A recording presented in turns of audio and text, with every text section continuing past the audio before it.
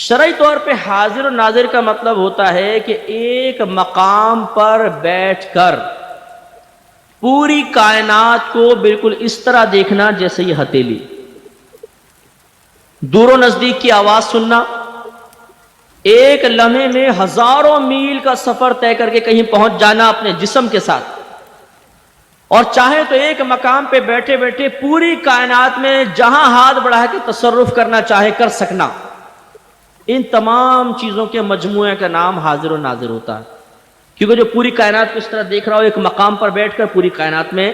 ناظر، اور ایک جگہ بیٹھ کے ہاتھ بڑھائے تو کائنات کے دوسرے کونے میں ہاتھ پہنچ جائے، یا خود جانا چاہے تو ایک لمحے میں ہزاروں میل کا سفر طے کر کے پہنچ جائے، تو وہ حاضر ہوا کیونکہ وہ تصرف کر سکتا ہے۔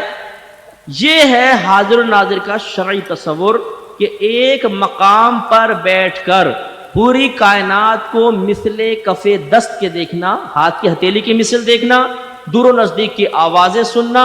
کسی کی حاجت پوری کرنے کے لیے، مدد کرنے کے لیے ایک لمحے کے اندر ہزاروں میل کا سفر طے کر سکنا، اور چاہیں تو ایک مقام پہ بیٹھ کے ہزاروں میل دور ہاتھ بڑھا کے کوئی چیز دینے پہ قدرت رکھنا، یہ ہے حاضر و ناظر کا شرعی تصور۔ اور آپ غور کریں گے کہ یہ تصور اللہ کے لیے محال ہے، کیونکہ اس کے ابتدائی کیا ہے؟ ایک مقام پر بیٹھ کر پوری کائنات کو دیکھنا، اور اللہ تعالیٰ ایک مقام پر نہیں ہے۔ یہ شرعی جو معنی ہے نبی کے لیے تو ثابت ہو سکتا ہے، اللہ کے لیے نہیں ہو سکتا۔ اسی لیے مفتی احمد خان نعیمی رحمۃ اللہ علیہ نے جال حق میں لکھا یہ جملہ کہ اللہ کو حاضر ناظر ماننا بے دینی ہے، اللہ کو حاضر و ناظر ماننا بے دینی ہے۔ اب اس پہ جو جاہر آدمی ہے تو اب مطلب اس پر اعتراض کہ جی انہوں نے دیکھو اللہ کو حاضر ناظر جاننا بے دینی کہہ دیا، نبی کو حاضر ناظر ماننا جائز، اللہ کو ماننا بے دینی۔ تو کس وجہ سے مانا؟ شرعی معنی کے اعتبار سے۔ شرعی معنی یہ ہوتا ہے کہ ایک مقام پر بیٹھ کر پوری کائنات کو اس طرح دیکھنا جیسے ہتھیلی۔ تو اللہ تعالیٰ کسی ایک مقام پہ براجمان نہیں ہے، کیونکہ جو ایک مقام پر بیٹھے گا وہ جسم ضرور رکھے گا، اور جسم کی تعریف ہی یہ ہے کہ جسم اس چیز کو کہتے ہیں جو لمبائی چوڑائی گہرائی میں تقسیم کو قبول کر لے، جس کو آپ چیر سکیں، لمبائی میں چوڑائی میں گہرائی میں، وہ جسم ہوتا ہے۔ اور اللہ تبارک و تعالی جسمانیت سے پاک ہے، لہذا وہ ایک مقام پہ بھی نہیں ہو سکتا۔ جب نہیں ہو سکتا تو شرعی معنی کے اعتبار سے اللہ تبارک و تعالی کو حاضر ناظر نہیں کہہ سکتے۔ ہمارے نبی حاضر ناظر ہیں، وہ ایک مقام پر ہیں، مدینہ منورہ میں اپنی قبر انور میں ہیں، پوری کائنات کو بالکل اس طرح ملاحظہ فرما رہے ہیں جیسے یہ ہتھیلی، دور و نزدیک کی آواز سن رہے ہیں، جس مقام پہ چاہیں لمحے بھر کے اندر پہنچ سکتے ہیں، جس مقام پہ چاہیں مدینے سے بیٹھے بیٹھے ہاتھ بڑھا کے کوئی چیز فراہم کر سکتے ہیں۔ ناظرین کرام اور ناظرات، اس ویڈیو میں جو باتیں عرض کی گئی ہیں اور پیش کی گئی ہیں ان کا خلاصہ یہ ہے کہ حاضر و ناظر ایک شرعی مسئلہ ہے اور شریعت اس پر دلالت کرتی ہے، لیکن اللہ تعالی کے لیے بالکل درست نہیں ہے کہ وہ حاضر و ناظر ہو یا اس کو اس صفت سے متصف کیا جائے، بلکہ ایسا کہنا بے دینی ہے۔ اور حاضر و ناظر جو ہے دلائل کی روشنی میں، جیسا کہ اس ویڈیو میں کہا گیا، یہ بتلایا گیا کہ اللہ کے رسول صلی اللہ علیہ وسلم کے لیے درست ہو سکتا ہے، کیونکہ رسول صلی اللہ علیہ وسلم ایک جگہ موجود ہیں، اپنی قبر میں زندہ ہیں، وہاں سے دنیا کی ساری آوازیں سنتے ہیں اور سب کچھ دیکھتے ہیں، جس کی چاہیں مدد کر سکتے ہیں وہیں پر رہ کر کے، یا چاہیں تو ہزاروں میل کی مسافت طے کر کے کسی کی مدد کر سکتے ہیں، اور چاہیں تو ہاتھ بڑھا کر کے بھی مدد کر سکتے ہیں۔ آئیے دیکھتے ہیں پہلے کیا حاضر و ناظر شرعی مسئلہ ہے۔ پہلی بات تو یہ ہے کہ حاضر اور ناظر کا لفظ قرآن و حدیث میں جو مسائل ذکر کیے گئے یہاں پر ان کے تعلق سے کہیں بھی نہیں آیا ہے۔ حاضر کا لفظ نہ قرآن و حدیث میں موجود ہے اور نہ حدیث کے اندر جن معانی کے تعلق سے یہاں بات کی گئی ہے، اور ایسے ہی ناظر کا لفظ تو یہ کہہ کر کے مغالطہ دینے کی کوشش کی گئی ہے کہ اس مسئلے پر کتاب و سنت کے بہت سارے دلائل اور نصوص موجود ہیں جو اس بات کو ثابت کرتے ہیں کہ ہم نے جو بات کہی ہے وہ صحیح ہے، اللہ کے لیے جائز نہیں حاضر و ناظر کہنا، لیکن رسول صلی اللہ علیہ وسلم کے لیے حاضر و ناظر کہنا درست ہے، کیونکہ اللہ تعالی جسمیت سے پاک ہے، جسمیت سے پاک ہے، اس لیے اللہ تعالیٰ کے لیے یہ کہنا درست نہیں ہے کہ اللہ تعالیٰ حاضر و ناظر، کیونکہ حاضر و ناظر ہونے کے لیے جیسا کہ یہاں کہا گیا ضروری ہے کہ ایک جگہ پر ہونا، اور چونکہ اللہ تعالیٰ ایک جگہ پر نہیں ہے اس لیے اس کے لیے ایسا درست نہیں، اللہ تعالیٰ کیونکہ جسمیت سے پاک ہے۔ دیکھیے یہ تو کہا گیا کہ اللہ تعالیٰ ایک جگہ نہیں ہے، لیکن یہ نہیں بتلایا گا کہ چونکہ ہم اس لیے کہتے ہیں کیونکہ ہمارا عقیدہ یہ ہے کہ اللہ تعالیٰ ہر جگہ ہے، کیونکہ ہمارا عقیدہ یہ ہے کہ اللہ تعالیٰ ہر جگہ ہے، کسی جگہ نہیں ہے، اس لیے اس کا حاضر و ناظر ہونا ممکن نہیں ہے۔ تو پہلی بات تو یہ اللہ کے رسول صلی اللہ علیہ وسلم نے جاریہ سے پوچھا تھا بادی سے کہ این اللہ، اللہ تعالیٰ کہاں ہے؟ تو بادی نے کہا تھا فی السما، اور عربی میں جو فی آتا ہو لفظ بلندی کے لیے علو دونوں کے لیے، اعلیٰ کے معنی میں، یعنی فی اعلیٰ کے معنی میں، یا فی السما، السما علو اور بلندی کے معنی میں، یعنی اللہ تعالیٰ بلندیوں میں ہے یا آسمانوں کے اوپر ہے۔ اس بادی نے جواب دیا تھا، اور اس سے پہلے رسول صلی اللہ علیہ وسلم نے بادی سے سوال کیا تھا، تو رسول صلی اللہ علیہ وسلم نے سوال کیا اور بادی نے اس سوال کے حساب سے جواب دیا، تو رسول صلی اللہ علیہ وسلم نے صحابی سے کہا کہ اس کو آزاد کر دو، یہ مومنہ ہے، مومن عورت ہے۔ تو یہ معلوم ہوا کہ اللہ تعالیٰ عرش کے اوپر ہے، اور قرآن میں اللہ تعالیٰ نے 6 یا 7 آیتوں میں بتایا ہے کہ اللہ تعالیٰ عرش پر مستوی ہے۔ یہ بھی آیا ہے کہ اللہ تعالیٰ اپنے بندوں کے اوپر ہے، وَهُوَ الْقَاهِرُ فَوْقَ عِبَادِهِ، اور بہت ساری نصوص میں اللہ تعالیٰ کو صفت علو علی، وہ علی صفت علو سے متصف کیا گیا، جس میں سب سے پہلی جو علو کی قسم ہے، جو نوع ہے، وہ یہ ہے کہ اللہ تعالیٰ علو ذاتی سے متصف ہے، یعنی اپنی ذات کے ساتھ اللہ تعالیٰ آسمانوں کے اوپر ہے۔ اسی لیے امام اوزاعی رحمہ اللہ کہتے ہیں کہ تابعین بہت بڑی تعداد میں تھے، اور ہم کہتے تھے کہ اللہ تعالیٰ اپنے عرش کے اوپر ہے، مخلوقات کے اوپر ہے۔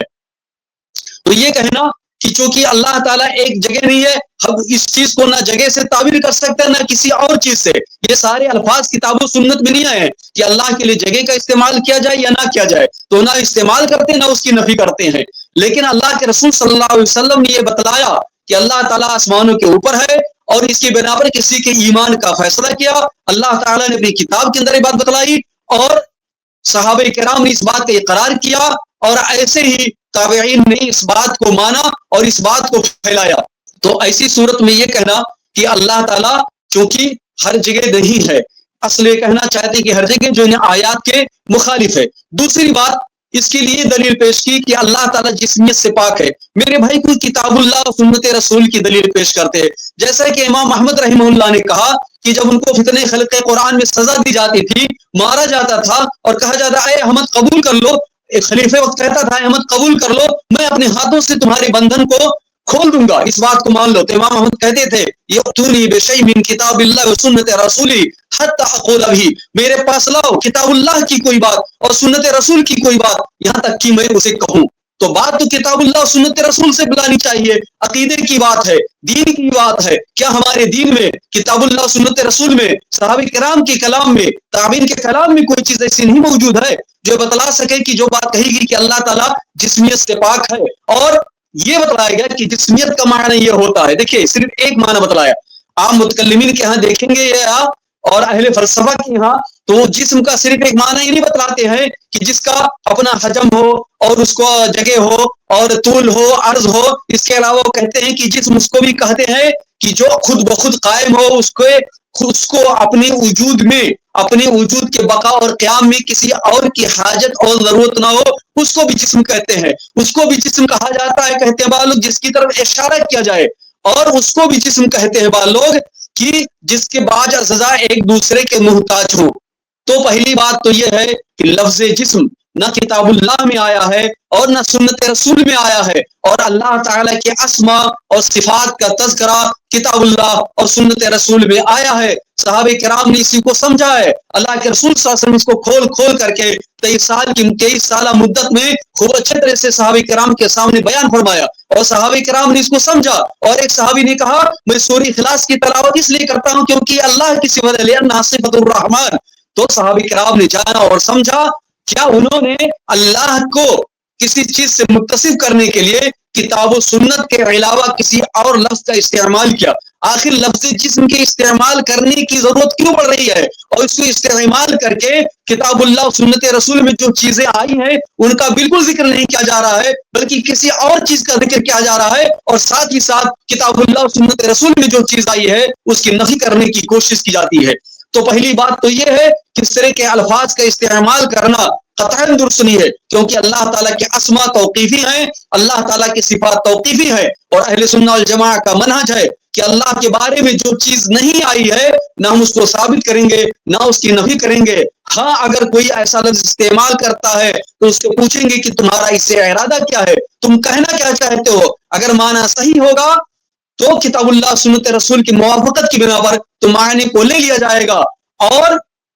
جو لفظ ہوگا اس کو نہیں لیا جائے گا, اس کو رد کر دیا جائے گا, اور اس کی تعبیر صحیح لفظ سے کی جائے گی. تو اگر جسم کا جو لفظ اور معنی بیان کیا, اس لفظ کا جو معنی یہ بیان کیا جاتا ہے کہ جو خود اپنی ذات کے ساتھ قائم ہو, اپنی ذات میں کسی اور کی محتاج نہ ہو, یہ ان معنی میں سے ہے جو اہل لغت اور اہل منطق اور اہل فلسفہ اور اہل کلام جسم کے لفظ کے لیے بیان کرتے ہیں. اور جب اس لفظ کے بارے میں غور کرتے ہیں تو ہم پاتے ہیں کہ اللہ کا اسم جو قیوم ہے, قیوم کا معنی یہ ہے القائم بنفسه المقیم لغیره من قامت به السماوات والارض, جو خود بخود قائم ہو, اپنی ذات میں کسی کے وجود کا محتاج نہ ہو, اور آسمان و زمین اور ساری مخلوقات کا قیام اور بقا اس کے مرہون منت ہو, اس کی ذات کا محتاج ہو. تو اس معنی میں یہ جسم کا جو معنی ہے وہ اللہ کے لیے ثابت کیا جا سکتا ہے, لیکن دیگر اور معنی میں ممکن نہیں ہے. لیکن پہلی بات ہے کہ اللہ کی اس طرح کے الفاظ کا استعمال کرنا درست نہیں ہے. جب اللہ تعالیٰ کے اتنے سارے الفاظ ہیں, اتنے سارے اسماء ہیں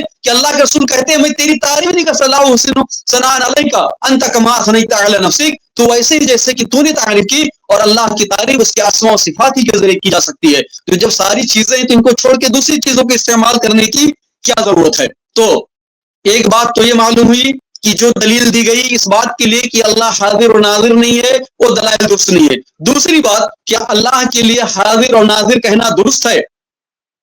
اللہ کے لیے ظاہر بات ہے یہ لفظ بھی کتاب و سنت میں نہیں آیا ہے, نہ سلف کے آثار میں. حاضر اور ناظر صحیح دلائل ساری چیزیں دیکھیں گے تو کہیں نہیں پائیں گے. تو حاضر کا معنی اگر اس معنی میں ہو کہ اللہ تعالیٰ صفات ربوبیت سے متصف ہے, اور اللہ نے اپنے لیے استعمال کیا ہے وہ ہوا معکم, کہ اللہ تعالیٰ تمہارے ساتھ رہتا جہاں بھی تم رہو,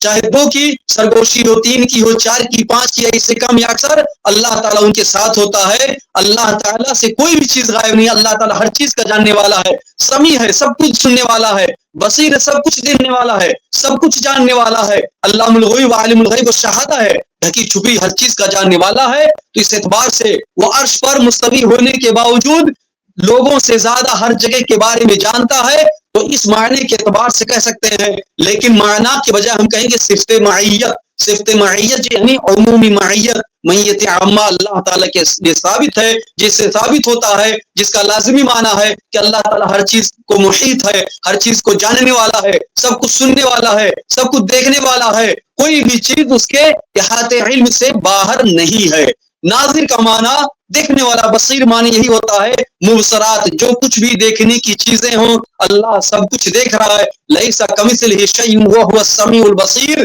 اور اللہ تعالیٰ نے کہا قد سمع اللہ قول التي تجادلك في زوجها وتشتكي الى الله والله يسمع تحاوركما ان الله سميع بصیر. اللہ تعالیٰ نے سورہ مجادلہ کی اس پہلی آیت میں اپنے لیے صفت سمع یعنی سب کچھ سننا, صفت بصر سب کچھ دیکھنے کو ثابت کیا ہے. تو اللہ تعالیٰ ہر چیز کو دیکھنے والا ہے. جو کچھ بھی چیز کائنات کے اندر موجود ہے ہر ایک چیز اس کی نگاہ کے سامنے ہے, اس کی نگاہ سے, اس کے دیکھنے سے کوئی بھی چیز مخفی نہیں ہے. تو یہ بات ہوئی کہ اللہ تعالیٰ ہر چیز کو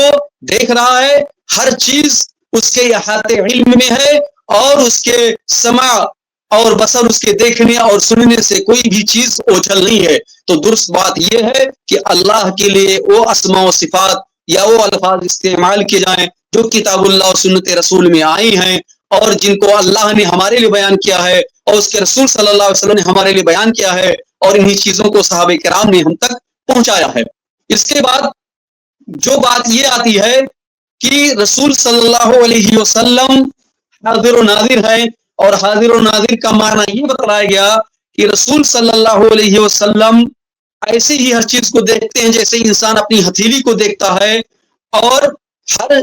چیز کو جانتے ہیں, ہر چیز کے بارے میں رسول اللہ صلی اللہ علیہ وسلم کو علم ہے, اور اس کے ساتھ ساتھ رسول اللہ صلی اللہ علیہ وسلم کو ہر چیز میں تصرف کی قدرت حاصل ہے. یہ تمام کی تمام چیزیں حاضر و ناظر کے معنی میں ہے. نبی صلی اللہ علیہ وسلم کے لیے حاضر و ناظر ہونا ثابت ہے. پہلی چیز ہم کو معلوم ہونی چاہیے کہ کوئی بھی بات ہم کو کہنی ہو تو کتاب اللہ اور سنت رسول اور آثار سلف سے دلیل ڈھونڈنی چاہیے. بات اس سے پہلے بھی آئی ہے کہ نبی صلی اللہ علیہ وسلم نے جو کچھ اپنے لیے استعمال کیا, صحیح دلائل کو ان کی روشنی میں معلوم ہوتا ہے کہ نبی صلی اللہ علیہ وسلم کا کسی چیز کو دیکھنا, کسی چیز پر گواہ ہونا آپ کی زندگی کے میں تھا, اور جو ایک بشر کی طاقت و قوت کے مطابق ہوتا ہے, یا اللہ نے آپ کو جتنی قوت و طاقت دی تھی اس کے مطابق آپ چیزوں کو جانتے تھے اور چیزوں کے بارے میں آپ کو علم تھا. اس کے علاوہ آپ کو اور چیزیں معلوم نہیں رہتی تھی. آیت جو سورہ مائدہ کی ہے, جس کو امام بخاری نے کئی جگہوں میں روایت کیا ہے, اور ان میں سے کتاب و تفسیر القرآن میں ذکر کیا ہے کہ جب لوگ آئیں گے میرے پاس قیامت کے دن اور میرے حوض سے دھتکار دیا جائے گا بہت سارے لوگوں کو, اور کہا جائے گا انک ما کنت تدری ما احدث بعدک, کہ ان لوگوں نے آپ کے بعد کیا کیا چیزیں ایجاد کر لی تھی آپ کو نہیں معلوم. تو میں ویسے ہی کہوں گا جیسے کہ اللہ کے نیک بندے عیسیٰ السلام نے کہا تھا وکنت علیہم شہیدا ما دمت فیہم, اور جب میں ان میں موجود تھا تو میں ان پر گواہ تھا, ان کے بارے میں جانتا تھا. فلما توفیتنی, جب تو نے مجھ کو وفات دے دی, کنت انت الرقیبا, تو ہی ان پر نگہبان تھا, وانت علی کل شیء شہید, تو ہی ہر چیز پر گواہ ہے, تو ہی ہر چیز پر شاہد ہے, یہ تیرے علاوہ کسی اور کے لیے نہیں ہے. اور امام بخاری نے کئی جگہوں پہ اس چیز کو, اس حدیث کو ذکر کیا ہے, اور ان الفاظ کی, اس آیت کے الفاظ کو. اور جب ہم ایک اور باب میں دیکھتے ہیں تو معلوم ہوتا ہے کہ امام بخاری رحمہ اللہ نے جو سورہ مائدہ کی یہاں پر آیتیں ہیں اور آیتوں کو ذکر کیا ہے اور اپنی سند کے ساتھ ذکر کیا ہے, ان میں جو آیتیں آئی ہیں وہ یہ بتاتی ہیں کہ جہاں نبی صلی اللہ علیہ وسلم حاضر نہیں تھے اپنی زندگی میں, اور زندگی کے بعد نبی صلی اللہ علیہ وسلم بالخصوص اپنی وفات کے بعد نبی صلی اللہ علیہ وسلم کے لیے وصف نہیں ہے. نبی صلی اللہ علیہ وسلم مسلم خود نفی کریں گے اور کہیں گے کہ میں یہی بات کہوں گا کہ میں تو شاہد ہی نہیں تھا. شاہد معنی کیا ہوتا ہے؟ گواہ, موجود. اصل معنی اس کا کیا ہے؟ شہود, حاضر ہونا, موجود ہونا. میں تو حاضر اور موجود تھا ہی نہیں, مجھے معلوم ہی نہیں تھا. تو اس وقت جو کہیں گے سورہ مریم کی بہت ساری آیتیں جو پڑھیں گے, یہ سورہ مائدہ کی یہ آخری آیت ہے, ان میں سے کیا ہے, یہ آیت بھی امام بخاری نے دوسری جگہ بیان کی ہے, لفظ ان تعذبهم فانهم عبادک, کہ عیسیٰ السلام جیسے ساری چیزیں کہیں گے وانت علی کل شیء شہید. اس کے بعد میں کیا ہے سورہ مائدہ کے اندر آیت نمبر 118 کے اندر ان تعذبهم فانهم عبادک, یعنی اللہ کے رسول حضرت عیسیٰ کی طرح قیامت کے دن کہیں گے اللہ تعالیٰ ان کو اگر تو عذاب دے دے تو یہ تیرے بندے ہیں, وان تغفر لهم فانک انت العزیز الحکیم, اگر تو ان کو مغفرت کر دے ان کی تو تو غلبے والا اور حکمت والا ہے. یعنی نبی صلی اللہ علیہ وسلم علم غیب کے ساتھ حاضر ہونے کی نفی کے ساتھ ساتھ اس بات کی بھی نفی اپنے سے کریں گے کہ کسی چیز پر مجھے قدرت حاصل نہیں ہے, تصرف میرے بس میں نہیں ہے, تجھے ہی تصرف ہر چیز پر حاصل ہے, کیونکہ تصرف ہی میں سے ہے کس کی مغفرت کی جائے, کس کو بخشا جائے اور کس کو عذاب دیا جائے. عیسیٰ علیہ السلام بھی کہیں گے اور نبی صلی اللہ علیہ وسلم بھی یہی بات کہیں گے. اس کے علاوہ سورہ اعراف کی آیت جو آئی ہے اس کے اندر پہلے نبی صلی اللہ علیہ وسلم نے اس بات کو بتلایا کہ قیامت کس دن آئے گی, اللہ تعالیٰ نے ذکر کیا, بتلا دو کہ اللہ ہی جانتا ہے. پھر کہا قل لا املک لنفسی نفعا ولا ضرا الا ما شاء اللہ ولو كنت عالم الغیب لاستكثرت من الخیر وما مسنی السوء ان انا الا نذیر وبشیر لقوم یؤمنون. نبی صلی اللہ علیہ وسلم سورہ اعراف کی آیت نمبر جو یہ 188 ہے, اس کے اندر کہتے ہیں اللہ تعالیٰ کہہ دیجئے میں اپنی نفس کے لیے نفع اور نفعن, یہ نکرہ کا صیغہ ہے, اور نکرہ جب نفی کے سیاق میں آتا ہے عربی زبان میں, نکرہ جو ہے جب نفی کے سیاق میں آتا ہے تو اس کے معنی عموم ہوتا ہے, یعنی کسی بھی نفع کا میں اپنے لیے مالک نہیں ہوں اور کسی بھی نقصان کا میں اپنے لیے مالک نہیں ہوں, الا ما شاء اللہ, مگر اتنا جتنا کہ اللہ تعالی چاہے. پھر آپ نے کہا ولو كنت عالم الغیب, اگر میں غیب جانتا تو بہت زیادہ بھلائی بٹور لیتا, جمع کر لیتا, اور مجھے کوئی تکلیف نہیں پہنچتی, کیونکہ جو انسان جانتا ہے کہ اسے تکلیف پہنچنے والی ہے, اسے بیماری آنے والی ہے, اسے نقصان ہونے والا ہے, تو اس کے لیے وہ حفاظتی تدابیر اختیار کرتا ہے. اس لیے کہا کہ یہ ساری چیزیں میرے اندر نہ علم غیب نہ ہے, نہ میرے اندر تصرف کی قوت ہے. پھر کیا فرمایا, میں ہوں کیا, ان انا الا نذیر, میں تو صرف ڈرانے والا, بشارت دینے والا ان لوگوں کے لیے جو جانتے ہیں. ایسے اللہ تعالیٰ نے سورہ انعام کے اندر فرمایا, آپ کہو قل لا اقول لكم عندي خزائن الله ولا اعلم الغیب ولا اقول لكم انی ملک ان اتبع الا ما یوحى الی. آپ کہہ دیجئے کہ میرے پاس اللہ کی خزانے نہیں ہے کہ میں اس میں تصرف کروں, نہ میں غیب کو جانتا ہوں, اور میں نہ تم سے کہتا ہوں کہ میں فرشتہ ہوں, جیسے چاہوں وہ کر سکتا ہوں. بہت کچھ میرے پاس قدرت ہے, جہاں چاہوں آ سکتا ہوں, جہاں چاہوں جا سکتا ہوں, جو چاہوں کر سکتا ہوں. نہ میں تو ایک عام انسان ہوں, لیکن بات یہ ہے تم سے جو الگ چیز مجھ کو کرتی ہے وہ یہ ہے کہ میرے پاس وحی کی جاتی ہے. یہ سورہ انعام کی آیت ہے. ایسے ہی سورہ جن میں بہت ساری آیتیں ہیں جو اس بات کو بتلاتی ہیں کہ نبی صلی اللہ علیہ وسلم نہ اپنے لیے نفس کے کسی نفع نقصان کے مالک ہے, نہ کسی اور کے لیے ہے, بلکہ آپ اللہ کے بندے ہیں. آپ ہمیشہ اللہ کی عبادت کرتے تھے, نہ کسی چیز کا آپ کو علم ہے, نہ قیامت کا علم ہے. ہاں, اللہ تعالیٰ جتنی چیزیں آپ کو سکھلانا چاہتا سکھلا دیتا تھا نبی اور رسول ہونے کی وجہ سے, لیکن فرشتوں کی پھر مقرر کر دیتا تھا کہ وہ نبی صلی اللہ علیہ وسلم کی نگہبانی کریں, تاکہ کوئی آپ کے کلام میں اور وحی میں خلل نہ ڈال سکے. یہ سورہ جن کی جو آیتیں ہیں, وَأَنَّ الْمَسَاجِدَ لِلَّهِ فَلَا تَدْعُوا مَعَ اللَّهِ أَحَدًا وَأَنَّهُ لَمَّا قَامَ عَبْدُ اللَّهِ يَدْعُوهُ كَادُوا يَكُونُونَ عَلَيْهِ لِبَدًا قُلْ إِنَّمَا أَدْعُو رَبِّي وَلَا أُشْرِكُ بِهِ أَحَدًا قُلْ إِنِّي لَا أَمْلِكُ لَكُمْ ضَرًّا وَلَا رَشَدًا. میں نہ کسی نفع نقصان کا مالک ہوں, نہ رشدہ, نہ ہدایت کا فائدے کا, یعنی نہ چاہے شریعت سے متعلق ہو, نہ شریعت سازی میرے اختیار میں ہے, نہ کونی مسائل میرے اختیار میں ہے. کسی بھی چیز کا اختیار میرے ہاتھ میں نہیں ہے جن کا تعلق حکم سے ہو. حکم تو صرف اللہ تعالیٰ کے لیے ہے. قل انی لن یجیرنی من اللہ احد ولا نجد من دونہ ملتحدا, اور نہ مجھے کوئی پناہ دے سکتا اللہ کے علاوہ, اور نہ کوئی میں اللہ کے علاوہ پناہ گاہ پا سکتا ہوں, الا بلاغ من اللہ ورسالاتہ. ہاں, اللہ کی طرف سے پہنچانا اور اس کی رسالت کو پہنچانا, یہ میرا کام ہے جو مجھے دیگر لوگوں سے ممیز کرتی ہے. میں ایک حدیث جو حضرت عائشہ کی روایت ہے, بخاری ہی کی, حدیث کے الفاظ موجود ہیں, لیکن وقت کے حساب سے مختصر طور پر بتلانا چاہتا ہوں کہ اس حدیث کو امام بخاری نے باب ما یقال عند دخول القبور والدعاء لاهلها, یعنی قبرستان میں جب داخل ہو جائے تو کیا دعا کی جائے اہل قبر کے لیے اور کیا پڑھا جائے اس وقت. تو اس وقت حدیث جو ہے اس میں یہ ہے کہ حضرت عائشہ کہتی ہیں کہ ایک دن میں اللہ کے رسول تھے, میں سوتی بن گئی, پھر اس کے بعد اللہ کے رسول دھیرے سے اپنی چادر اٹھائی, جوتا اٹھایا, نکلے, دروازہ بھی آہستہ سے بند کیا. اس کے بعد جب مجھے سمجھا کہ میں سو رہی ہوں تو نکل گئے. اس کے بعد میں کہتی ہے میں بھی چپکے سے اٹھی, اللہ کے رسول کے پیچھے پیچھے چلی گئی, تو آپ کو دیکھا کہ آپ بقی تک گئے ہیں. پھر وہاں کھڑے رہے بہت دیر تک, جب 3 بار دعا کی, جب میں نے دیکھا کہ آپ واپس ہو رہے ہیں تو میں نکل واپس ہوئی. اللہ کے رسول کی نظر مجھ پر پڑ گئی, اور اللہ کے رسول نے تیزی دکھائی تو میں بھی تیزی سے آئی اور گھر میں داخل ہو گئی. تو میں گھر میں آنے کے بعد داخل ہوئی اور سو گئی. تو اللہ کے رسول صلی اللہ علیہ وسلم نے مجھے دیکھا, جیسے جب آدمی تیز چل کے آتا تو سینہ جو سانس لیتا ہے اس کی سانس اوپر نیچے ہوتی ہے, اور پتہ چل جاتا ہے کہ آدمی کا کیا معاملہ ہے. تو اللہ کے رسول کہتے ہیں عائشہ یہ سانس تمہاری کیوں پھولی, کیا معاملہ ہے؟ تو کہتی ہے کچھ نہیں ہے. کیا حدیث کے الفاظ ہیں, قالت قلت لا شیء, میں نے کہا کوئی بات نہیں اللہ کے رسول. تو اللہ کے رسول کیا کہتے ہیں, لتخبرینی او لیخبرنی اللطیف الخبیر, یا تو تم مجھ کو خبر دے دو ورنہ وہ مجھ کو ضرور بھی ضرور خبر دے گا جو باریک بھی ہر چیز کو جاننے والا ہے, اور باریک سے باریک علم بھی اس سے پوشیدہ نہیں ہے. اللہ کے رسول نے علم کی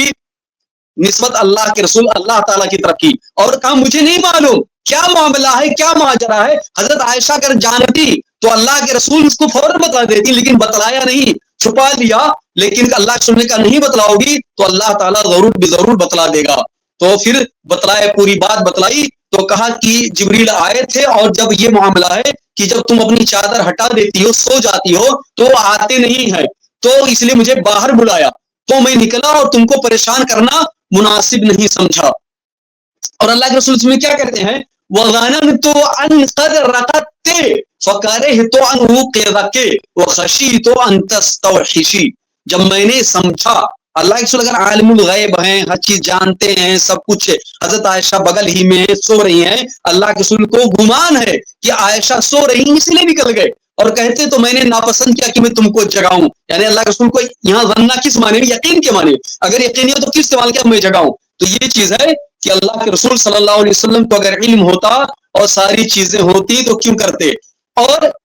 اسی کے ساتھ ساتھ ایک دوسری بہت بڑی حدیث جو بتاتی ہے کہ آپ کو نہ علم ہر چیز کا حاصل ہے مگر اتنا جتنا کہ اللہ تعالیٰ بتا دے، اور یہ غیب ہے ہی نہیں، غیب اس کو کہتے ہیں جو اللہ کے علاوہ کوئی نہ جانے، جو نہ کوئی دیکھ سکے نہ جو کوئی سن سکے، حواس خمسہ کے ذریعے کسی بھی طریقے سے اس کو معلوم نہ کر سکے، وہ چیز جب معلوم ہو گئی تو وہ اب غیب نہیں رہی۔ ہاں یہ ہو سکتا ہے کہ سارے بندوں کو وہ چیز معلوم نہ ہو، بہت سو کو معلوم بہت سو کو نہ معلوم ہو، تو دنیا کی بہت ساری باتیں بھی ہر ایک کو نہیں معلوم ہوتی ہیں، اور آسمانی چیز بھی اللہ تعالیٰ جس کو جتنا چاہتا اپنی وحی کے ذریعے فرشتوں کو یا نبیوں کو اتنی خبر دے دیتا تھا۔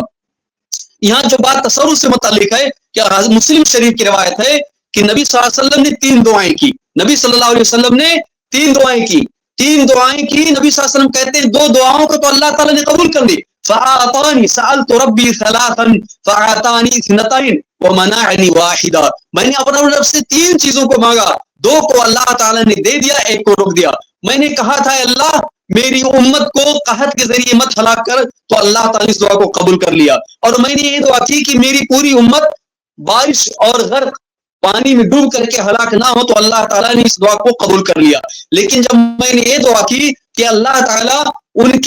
ان کو بعض کو بعض کے ذریعے ہلاک نہ کر، یعنی میری امت میں سے بعض کو بعض پر مسلط نہ کر اور وہ باہم فتنے میں مبتلا نہ ہو، ایک دوسرے کی ہلاکت اور ایک دوسرے کو نقصان پہنچانے کا سبب نہ ہو، تو اللہ تعالیٰ نے اس دعا کو قبول نہیں کیا۔ اگر نبی صلی اللہ علیہ وسلم کو تصرف کا حق حاصل تھا تو نبی صلی اللہ علیہ وسلم اللہ تعالیٰ سے دعا کیوں کرتے؟ خود یہ چیز کر سکتے تھے، لیکن ایسی چیز نہیں ہوئی۔ اور بہت مشہور روایت ہے جب آپ نبی بنائے گئے تو آپ نے سارے قریش کو جمع کیا، فاطمہ، عباس اور صفیہ رضی اللہ عنہ اور دوسرے لوگوں کو کہا جو کچھ مانگنا ہو دنیا کی چیز مانگ لو، قیامت کے دن میں تمہارے کچھ کام نہیں آؤں گا۔ اور ہم کو معلوم ہے کہ نبی صلی اللہ علیہ وسلم اپنی قبر میں ہیں، اللہ تعالیٰ نے جو بیان کیا ہے اور حدیثیں جو آئی ہیں اسے کیا معلوم ہوتا ہے؟ الانبیاء احیاء فی قبورہم،